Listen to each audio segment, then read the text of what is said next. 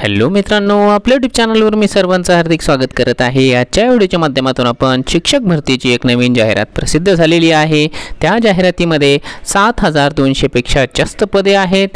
कोण अर्ज करू शकतो, काय क्रायटेरिया आहे आणि कोणकोणत्या पदांकरिता ही शिक्षक भरती होणार आहे, या संपूर्ण गोष्टींचा तपशील आपण या व्हिडिओच्या माध्यमातून जाणून घेणार आहोत। परंतु तत्पूर्वी आपण जर चॅनलवर नवीन असाल तर आमचं चॅनल सबस्क्राइब करा आणि साइडचं जे बेलचं आयकॉन आहे त्याला देखील प्रेस करा, जेणेकरून शिक्षक भरतीशी संदर्भामधल्या कोणत्याही माहितीची अपडेट आपल्याकडून मिस होणार नाही।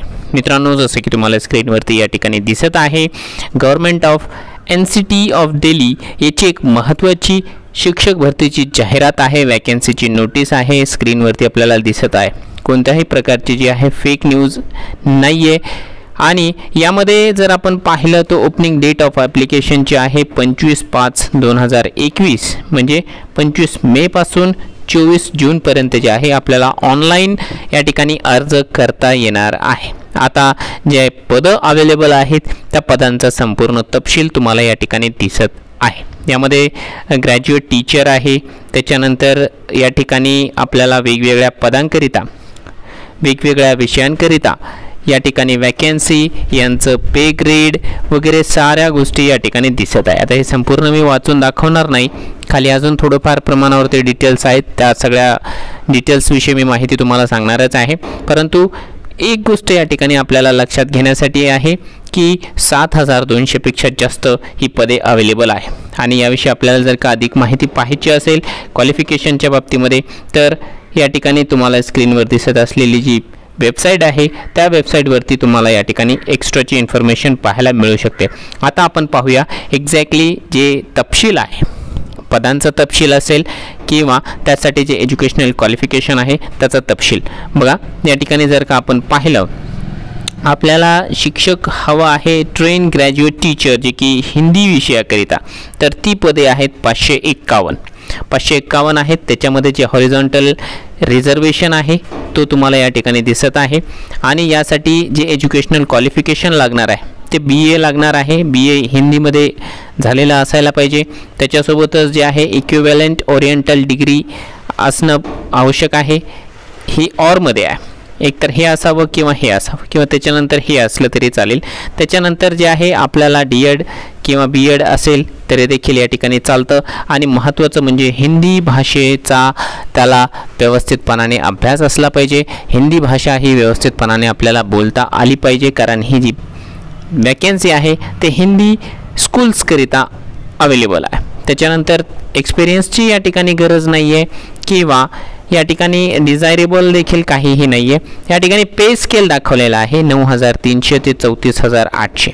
ग्रेड पे या ठिकाणी 4600 असणार आहे, त्याच्यामुळे हे एक चांगलं ग्रेड पे आहे असं आपण म्हणू शकतो। एजची लिमिट ही 32 वर्ष आहे। त्याच्यानंतर जे कॅटेगरी वाईज जे एज रिलॅक्सेशन येतं ते ॲज इट इज गव्हर्नमेंटच्या रूल्स आणि रेग्युलेशनप्रमाणे आपल्याला भेटणारच आहे। त्याच्यानंतरचे जर का आपण पद पाहिलं तर ट्रेन ग्रॅज्युएट टीचर जे की हिंदी मेल याकरिता आहे 556 पद आहे। जर आपण त्याच्याकरिता लागणारं जे क्वालिफिकेशन आहे एज्युकेशनल क्वालिफिकेशन ते सेम तेच असणार आहे। BA असायला हवं किंवा त्याच्या इक्विव्हॅलंट डिग्री असायला पाहिजे। DED असावं, डिप्लोमा इन टीचिंग असायला पाहिजे। त्याच्यासोबतच त्याला जे आहे हिंदीचं व्यवस्थितपणाने नॉलेज असायला पाहिजे। एक गोष्ट महत्त्वाची आहे या ठिकाणी, should have qualify CTET from CBSE, याकरिता CTET क्वालिफाय असणं आवश्यक आहे। त्याला जर का महाराष्ट्र शासनाची TET आपण दाखवली तर ती या ठिकाणी चालत नाही, त्याला CTETच आवश्यक आहे। त्या ठिकाणी याचं जे पे स्केल आहे ते ॲज इट इज अगोदर सांगितलं त्याप्रमाणेच आहे। त्याच्यानंतर जर का आपण पाहिलं तर ट्रेन ग्रॅज्युएट टीचर जे की नॅचरल सायन्समध्ये मेलकरिता आहे 1040 पदं या पदाकरिता अवेलेबल आहेत। त्याच्यामध्ये जे क्वालिफिकेशन आहे बॅचलर्स डिग्री जे की इक्विव्हॅलंट असायला पाहिजे संबंधित विषयामध्ये। त्याच्यामध्ये इंग्लिश, मॅथ, नॅचरल किंवा फिजिकल सायन्स किंवा सोशल सायन्स ह्याच्यामध्ये असायला पाहिजे। यामध्ये जे आहे मेन सब्जेक्ट फिजिकल सायन्स असायला पाहिजे असं त्यांचं म्हणणं आहे।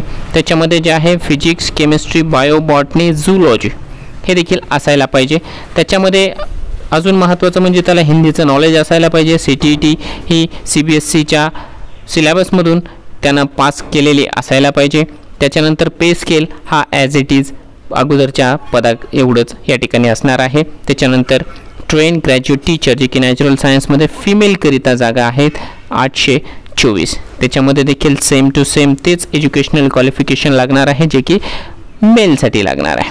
त्याच्यानंतर जे आहे मॅथकरिता अजून फिमेलची आवश्यकता आहे. फिमेलकरिता मॅथ या विषयाकरिता 1167 या ठिकाणी जागा अवेलेबल आहे. त्याच्यामध्ये देखील क्वालिफिकेशन सेम असणार आहे, फक्त विषय बदलला की संबंधित विषयामध्ये त्याच्याकडे डिग्री ही असायला पाहिजे. CTET आणि हिंदीचं नॉलेज या दोन गोष्टी कंपल्सरी प्रत्येक पदाकरिता आवश्यक आहे. पे स्केल आणि एज लिमिट हे सेम टू सेम तीच आहे जी की बाकीच्या इतर पदांकरिता आहे. म्हणजे इतर पदांकरिता म्हणण्यापेक्षा फक्त विषय बदलून आहेत, पदे सेम टू सेम तीच आहे. यामध्ये जर का आपण पाहिलं की मॅथ विषयाकरिता मेलकरिता जर का आपण पदं पाहिले तर 988 पदं आहेत. सेम टू सेम क्वालिफिकेशन तेच असणार आहे. त्याच्यानंतर जर आपण दुसरं पद पाहिलं या ठिकाणी सोशल सायन्सचं, तर सोशल सायन्सकरिता या ठिकाणी 469 पदे रिक्त आहेत. त्याच्यामध्ये देखील सेम टू सेम क्वालिफिकेशन तेच असणार आहे. त्याच्यामध्ये सोशल सायन्स मेलकरिता ह्या जागा होत्या ॲक्च्युली 469 आणि फिमेलकरिता जर का आपण पाहिलं तर 662 जागा या सोशल सायन्सकरिता अवेलेबल आहे. त्याच्यासोबतच जर का आपण पाहिलं बंगाली मीडियमकरिता एक वॅकन्सी या ठिकाणी अवेलेबल आहे. त्यामध्ये देखील BA यांचं बंगाली या संबंधित भाषेमध्ये झालेलं असायला पाहिजे. त्याच्यासोबतच जर का आपण पाहिलं तर त्या व्यक्तीला जे आहे डिग्री किंवा डिप्लोमा जी की टीचिंगमध्ये ते असणं आवश्यक आहे. हिंदीचं नॉलेज असायला पाहिजे. CTET क्वालिफाय झालेली असली पाहिजे. पे स्केल आणि एज लिमिट तर ॲज इट इजच असणार आहे. त्याच्यानंतर जे आहे या ठिकाणी असिस्टंट टीचर जे की प्रायमरीकरिता आहे त्याच्यामध्ये 434 पदे अवेलेबल आहे. त्याच्यामध्ये सिनियर सेकंडरी जे आहे 50% मार्क्स घेऊन पास झालेला असायला पाहिजे, म्हणजे 12वी 50% किंवा सिनियर सेकंडरी जे आहे त्याच्या बरोबरीचा 2 वर्षाचा डिप्लोमा व्हायला पाहिजे. त्याच्यासोबतच जर का आपण पाहिलं या ठिकाणी त्याचा D.Ed झालेला असला पाहिजे आणि D.Edच्या सोबतच जे आहे CTET क्वालिफाय असणं आवश्यक आहे. हिंदीचं नॉलेज देखील या ठिकाणी आवश्यक आहे. त्यासाठी पे स्केल जर का आपण पाहिलं तर 9,300 ते 34,800 एवढं आहे. त्याच्यासोबत ग्रेड पे 4,200 एवढं असणार आहे. त्याच्यासोबतच जर का आपण पाहिलं असिस्टंट टीचर जे की नर्सरीकरिता अवेलेबल आहेत तर त्या जागा 74 या ठिकाणी आहे. त्याच्याकरिता लागणारी जी क्वालिफिकेशन आहे ते स्क्रीनवरती तुम्हाला दिसते. मॅक्झिमम जवळजवळ सर्वच्या सर्व क्वालिफिकेशन्स हे मिळते जुळतेच आहे.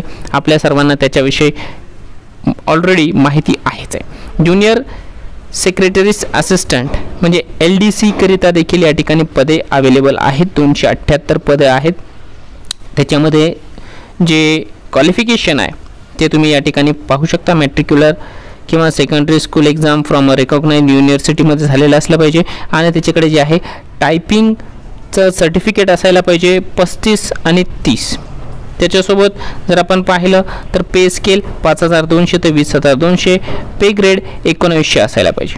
एज लिमिट यांना कमी आहे, 18 ते 27 वर्ष एवढी एज लिमिट याच्यामध्ये आहे. याच्यासोबतच काउन्सिलरची या ठिकाणी पदे आहेत 50. त्याच्यासोबत हेड क्लर्कची पदे आहेत 12. असिस्टंट टीचर त्याची 120 पदे अजून अवेलेबल आहेत. त्याच्यासोबत पटवारीची 10 पदं अवेलेबल आहे. आता ही झाली पदांची पूर्ण तपशील. आता फॉर्म कसा भरायचा, कुठे भरायचा? फॉर्म आपल्याला जे आहे ऑनलाईन पद्धतीनेच भरता येणार आहे. आपल्याला या ठिकाणी क्रोममधून जाऊन ही जी वेबसाईट दिसत आहे तुम्हाला DSSSBonline.nic.in या वेबसाईटवरती ऑनलाईन पद्धतीने आपण फॉर्म भरू शकता. या ठिकाणी फॉर्म भरणं सध्या चालू झालेलं आहे. याची जर फीस आपण पाहिली तर 100 रुपये फीस आहे. परंतु त्याच्यामध्ये जर का महिला असेल किंवा SC ST कॅटेगरीचे कॅन्डिडेट्स असतील किंवा PWDचे कॅन्डिडेट असतील किंवा एक्स सर्व्हिसमॅन असतील यांना कोणत्याही प्रकारची फीस नाही आहे. फीस फक्त जनरल विद्यार्थ्यांना असणार आहे आणि फीस आपल्याला SBIच्या E-Pay वरूनच या ठिकाणी पेमेंट करता येणार आहे. त्याच्यानंतर जे सिलेक्शन आहे ते एक्झाम घेतल्याच्या नंतर 1 टायर किंवा 2 टायर एक्झामिनेशन होणार आहे. त्याच्यानंतरच जे आहे या ठिकाणी आपलं सिलेक्शन होणार आहे. आता एक्झामिनेशन कशा पद्धतीने होणार आहे तर एक्झामिनेशनमध्ये पेपर घेतला जाणार आहे. पेपरची जी भाषा आहे ते बिलिंग्युअल असेल, म्हणजे हिंदी आणि इंग्लिश या भाषेमधून हा पेपर होणार आहे. या पेपरचं जर का आपण सिलेबस पाहिला तर सिलेबसमध्ये general awareness, general intelligence and reasoning असेल, ॲरिथमॅटिक असेल, हिंदी लँग्वेज असेल, त्याच्यासोबतच इंग्लिश लँग्वेज असणार आहे. ही असणार आहे परीक्षेचं पद्धत. त्याच्यानंतर जे रिझर्वेशन आहे ते ॲज इट इज ज्या पद्धतीने पूर्ण भारतभरामध्ये संविधानिक दृष्टिकोनातून रिझर्वेशन आहे तेच रिझर्वेशन या ठिकाणी असणार आहे. एजमध्ये रिलॅक्सेशन जसं जनरली असतं त्याच पद्धतीने सेम टू सेम असणार आहेत. म्हणजे SC ST करिता 5 वर्ष, OBC 3 वर्ष, PWD 10 वर्ष, PWD आणि SC ST असेल तर 15 वर्ष आणि PWD OBC असेल तर 13 वर्ष. हे जे जनरल नियम आहे त्याच नियमाप्रमाणे या ठिकाणी आपल्याला एजमध्ये रिलॅक्सेशन या ठिकाणी भेटणार आहे. त्याच्यासोबतच जर का आपण अजून एक शेवटचा पॉईंट तुम्हाला या ठिकाणी सांगू इच्छितो, तो म्हणजे या ठिकाणी परीक्षा कशा पद्धतीने असणार आहे. त्या ठिकाणी जर का आपल्याला पाहिलं तर परीक्षा ही 2 तासाची असेल आणि क्वेश्चन असतील 200, टोटल मार्क्स 200 असणार आहे आणि त्याच्याकरिता मिळणार म्हणजे प्रत्येक प्रश्न हा 1 मार्काकरिता असणार आहे. 200 प्रश्न आणि 2 तासांकरिता. तर मित्रांनो, ही जी वॅकन्सी आलेली आहे या वॅकन्सीकरिता जर का आपल्याकडे एलिजिबिलिटी असेल तर या ठिकाणी फॉर्म भरायला हरकत नाही. फीसमध्ये अतिशय सवलत आहे आणि फीस जर भरायची जरी म्हटली तर 100 रुपयेच फीस आहे. फक्त जर का आपल्याला हिंदी येत असेल आणि महाराष्ट्र राज्य सोडून जर का आपल्याला कुठेही जॉब करण्याची तयारी असेल तर आपल्यासाठी ही गोल्डन अपॉर्च्युनिटी आहे असंच आपण म्हणू शकतो.